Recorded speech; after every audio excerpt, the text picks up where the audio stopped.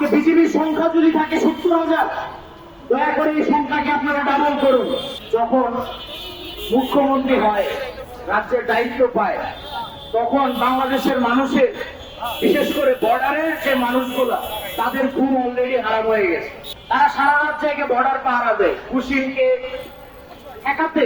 ভারতীয় মানুষদেরকে যেভাবে বাংলাদেশে অনুপ্রবেশ করানোর জন্য জোর চেষ্টা করতেছে, এটা ঠেকানোর জন্য আজকে সীমান্তের মানুষদেরকে রাত জেগে পাহারা দিতে হচ্ছে বিজেপির সাথে।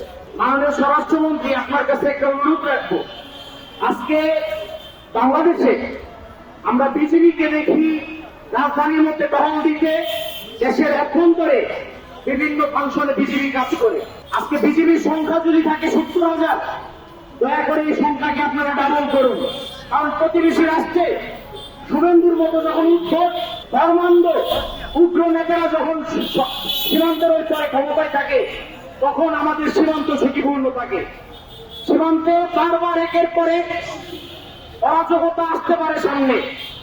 আমি স্বরাষ্ট্রমন্ত্রীকে অনুরোধ করব, আমরা এই বিজেপির সংখ্যা, বিজেপিকে আরো অত্যন্ত উন্নত প্রশিক্ষণ দিয়ে, বিজেপিকে আরো অত্যন্ত চৌকস বিজেপিতে রূপান্তর করে সীমান্তে কড়া পাহারা বসাইতে।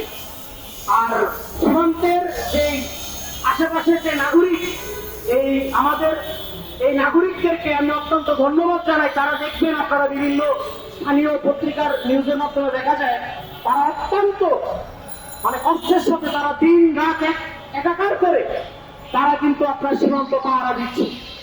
আমাদের বিজেপির সংখ্যা সেখানে অত্যন্ত কম।